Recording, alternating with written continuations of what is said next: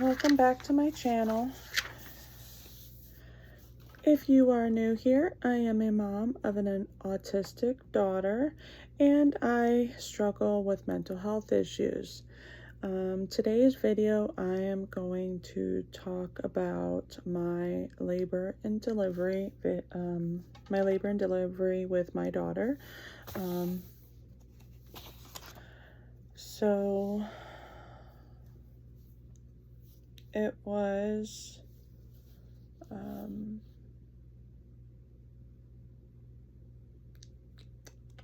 okay.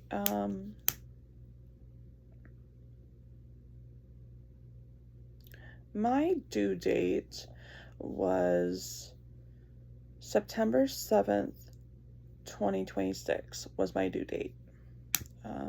Now, my due date came. I had a couple false alarms. I went to the hospital a couple times with her, thinking she was ready to come. But it was false alarms almost every time.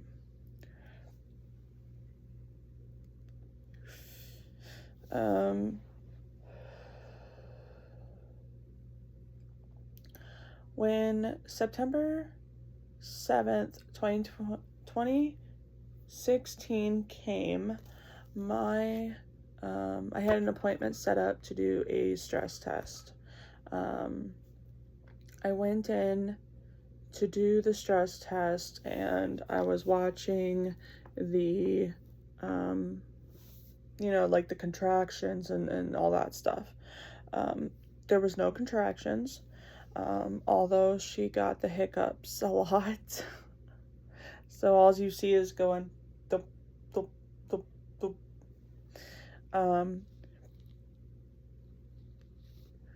The doctor comes in, looks at the chart, looks at the little strip of the test, and well, looks like we're not having a baby today.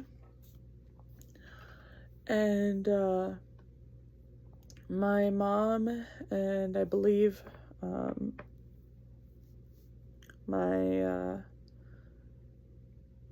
boyfriend at the time, he's my ex now, I believe he was there too, but I definitely remember my mom being there.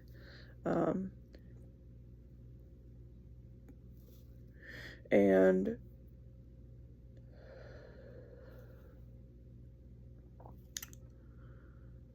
doctor said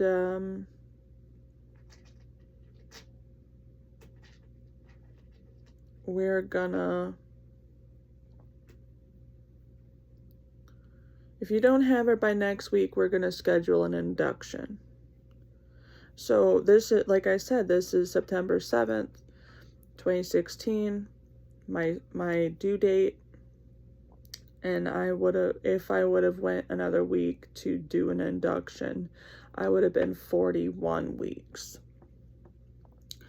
But my mom looked down at her and looked down at my belly and said, well, if you don't come out soon, you're going to get evicted out. And, now that I think back, I was a little achy for the next 2 days after that. And then September 9th, 2016, at 3:55 a.m., my boyfriend at the time wakes me up. I am dead asleep, man. I am dead asleep to the world. And he wakes me up. He goes, did you pee the bed? No.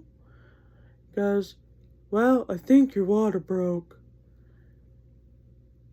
And I'm like, what? And I'm feeling the bed and it's all like sloshy and wet. And I'm like, and I'm feeling down and I'm like, and I said, go get mom. My mom comes running up the stairs, goes, "Are we having a baby? Are we having a baby?" I said, "I guess so, my water broke." Now, at this time, we have no car. No car. No car. And we had a family friend who used to work at our local Walmart. And she said, when you go into labor, your water breaks or whatever, call me. No matter what time, call me. I'll take you. And I called her at 3:50. No, it was 5 minutes later. It was 4 o'clock in the morning, between 4:10 a.m. I called her. I said, "Hey, my water broke. We need to go to the hospital." I grabbed the diaper bag. I grabbed my bag, and we wait for her to get to the house, and then we go to the hospital. They're checking me in the ER, and they're just checking me. And the doctor goes, "I don't think your water broke." And I told him, I said, "Check again." He checked again, and when he stuck his hand in to check the second time, it was like the amniotic fluid, like you could feel it was pushing back on his hand. "Oh, yep, you're in labor." No. So I get sent up to maternity ward.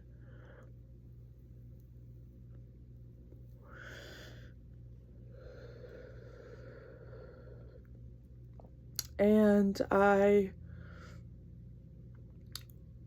get changed into the gown and all that crap. They get me hooked up to my IV. And then we're waiting. Doctors are coming in and out, checking on me, checking how far I'm dilating and whatnot. And then I think it was around 9 or 10.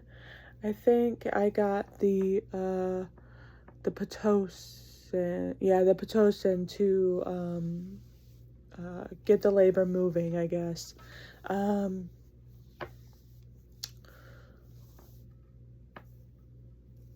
I don't remember much of this. At some point, I will probably do a video of my mom's perspective and what she remembers from that night. I mean, you guys, we're talking almost 9 years ago. It's been a minute. Around I think it was around 6:15 p.m. It was time to push. And I was pushing as hard as I could. And then I think after 15 minutes of pushing, she came out. And when she came out, she came out perfect. She was beautiful. And when we do my mom's perspective on this, I will show some videos, or not some videos, I'll show some pictures of that night. But after she came out, she was fine, she was healthy, good set-alongs. But after a few minutes, I had the epidural, so I don't feel anything. Thank God. So I got the epidural. I couldn't feel anything. Now, I was bleeding quite a bit. So for 45 minutes in my labor room, 45 minutes my OBGYN was stitching me up. And at some point I remember looking down and I could tell something was wrong. Something happened that wasn't supposed to happen. And then I could remember hearing my mom say, that's not supposed to be happening, is it? She looks over at my mom and goes, no. After 45 minutes of being stitched up in my room, I was rushed to the OR. And mind you, I'm awake. I have an epidural, I can't feel anything, and I'm awake. Okay? They wheel me out of my labor and delivery room into an OR.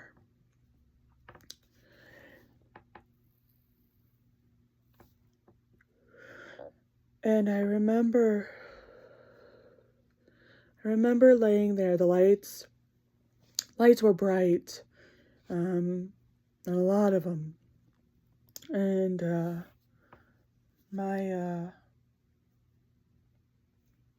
my arms were laid out to my side,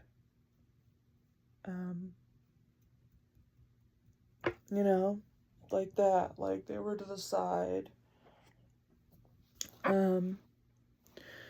And right next to my head was the monitor that you could see, your blood pressure, your heart rate, and oxygen, all that.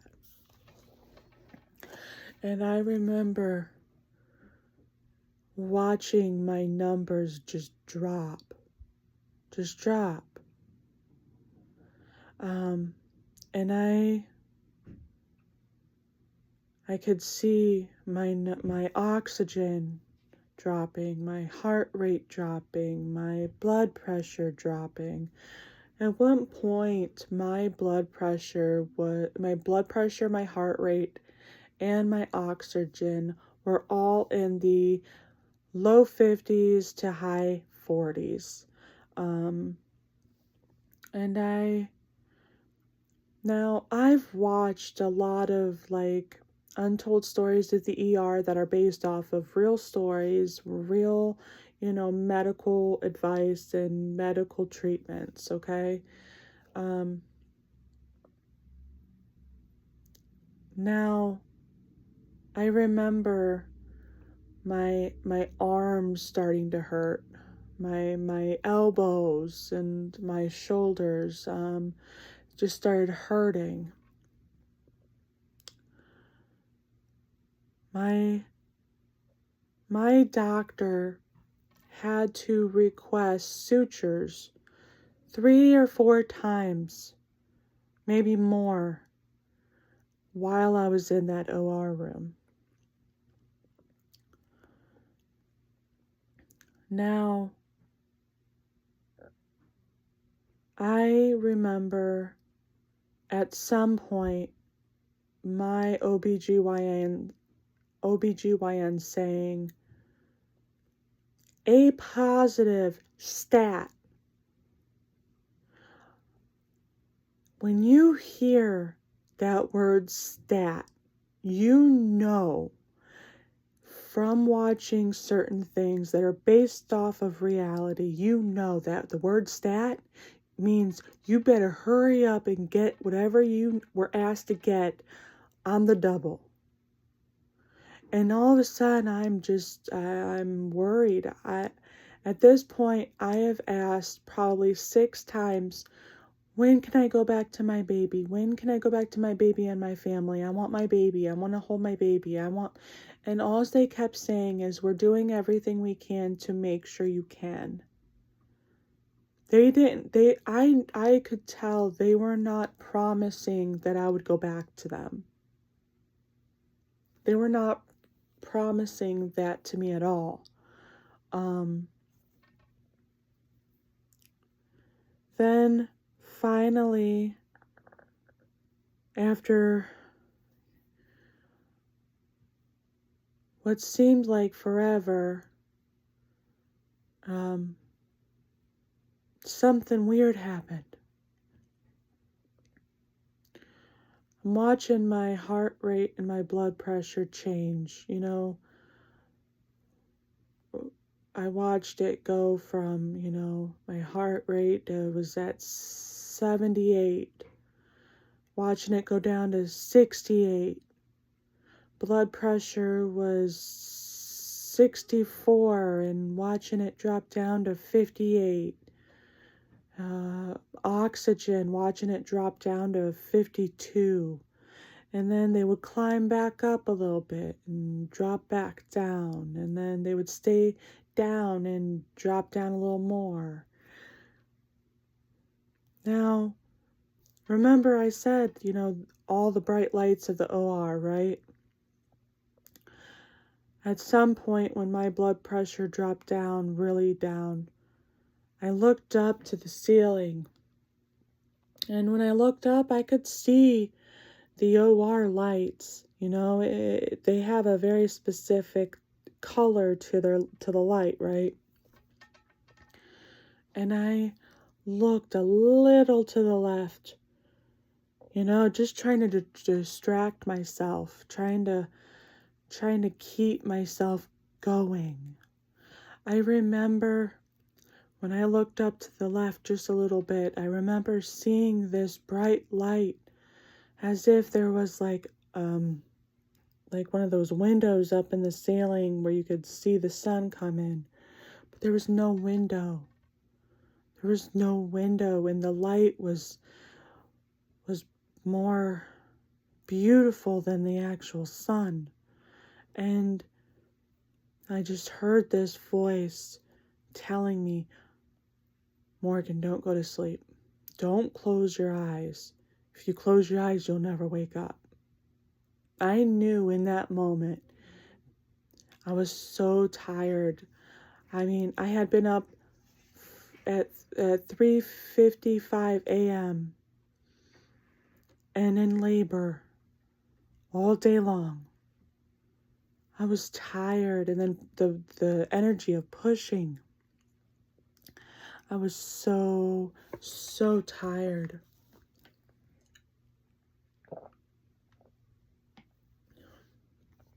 And even with all that, I still could not close my eyes. I wanted to so bad. I was so tired and so exhausted. I wanted to close my eyes, but I didn't. I couldn't. And finally, after all the times of asking, I asked one last time, when can I go back to my baby and my family? And they finally said, right now. We're finishing up and we're taking you right now. And then I got wheeled back into my room, and I was so tired. And I remember the family friend who had drove us to the hospital came and saw my daughter and me, and I was so tired. So tired. And I don't remember much.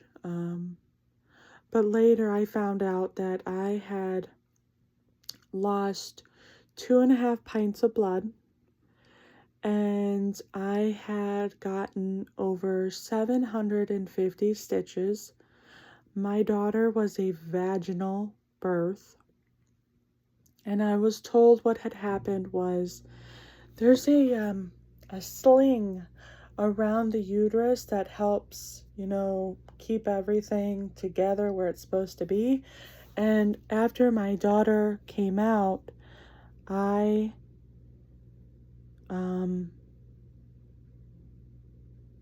had shredded my sling, shredded. My doctor said that in all of like 15 years of working as an OBGYN and all the situations she had seen, she said that that was the worst she had ever seen in all her career. Now, I have had at least 3 miscarriages in the last 5 years that I can think of, okay? I know for a fact that I have had 3 miscarriages in the last 5 years, okay? I went to my OBGYN a couple times in the last 3 years with my fiance because growing up, when they would ask me, Morgan, what do you want to be when you grow up?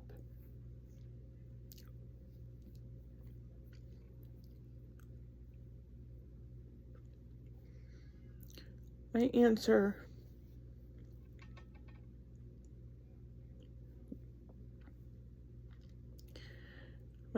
was always, I want to be a mom, just like my mom.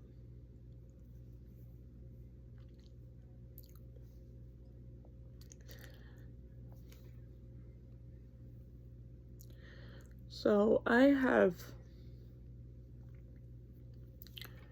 have always wanted children.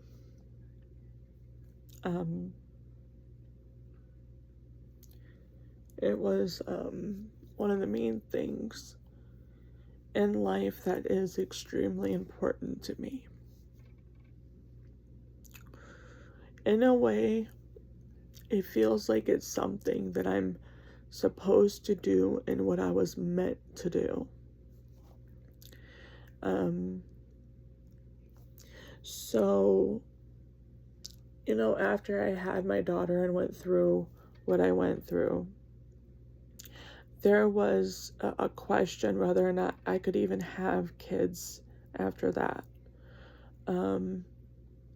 But I've went to her twice in the last 3 years with my fiance, and I asked her both times, after having what happened, could I still have more children? And the one thing she had told me was,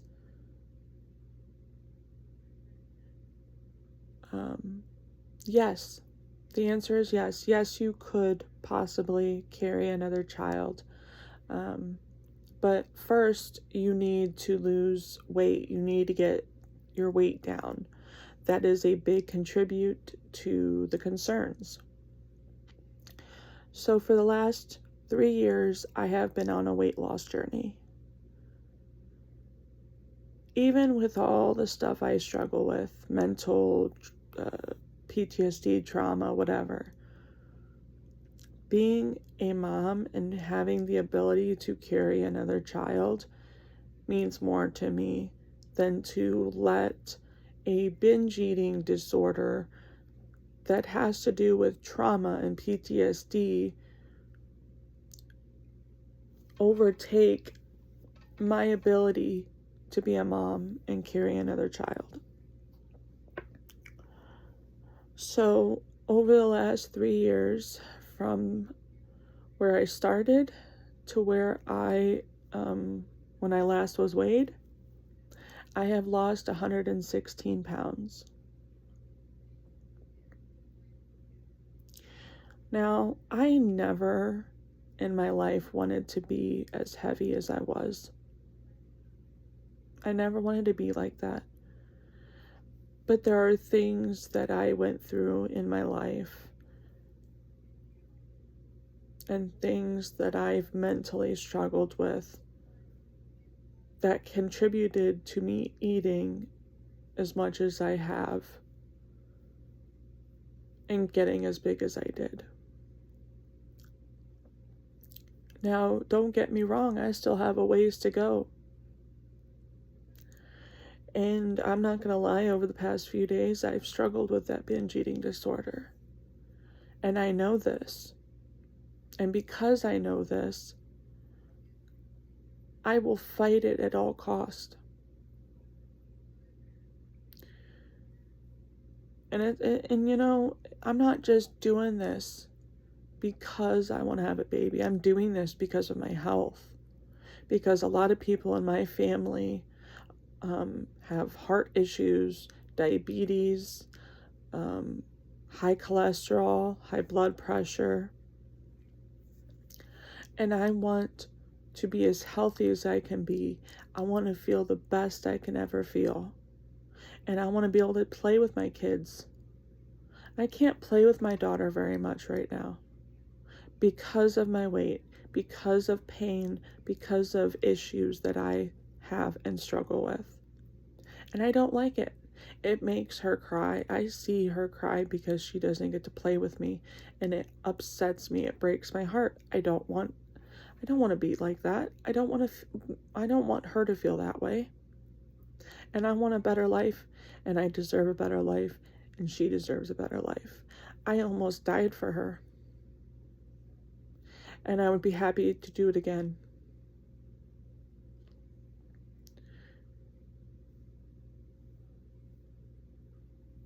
But now that I lived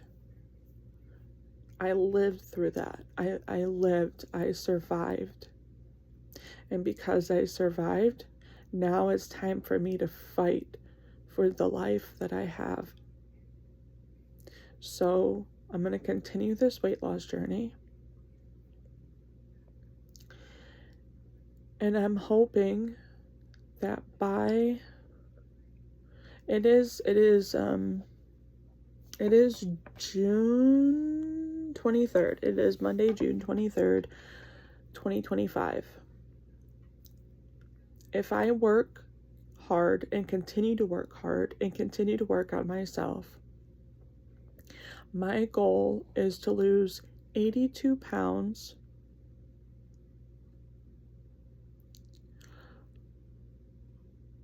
by either October or November of this year.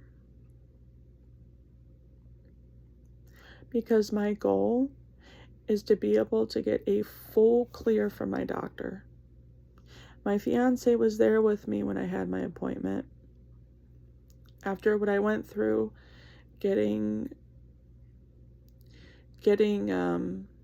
examined is extremely painful, and it's hard for me to do by myself. So I need the support of him. So he came with me, and he heard the doctor say that if I get down to a good weight and get a full clear, that we will try to have a baby. My goal is to lose the 82 pounds by October or November, for me and him to go back to that doctor, for her to see where I'm at, and for her to say, "You're clear. You can try whenever you're ready. You're clear." Now, once I hear that, I'll be extremely happy. She did tell me, however, that if what happened last time with the whole thing, if it happens again, she said she will more than likely tell me that I can't have any more children after that, due to the risk of it possibly happening again. So that is my story. And sooner than later, I will probably do a video on my mom's view and what she remembers from that night. Until then, thank you for staying here and watching my video. If you like my video, please subscribe. Until then, I'll see you guys for my next video. Bye.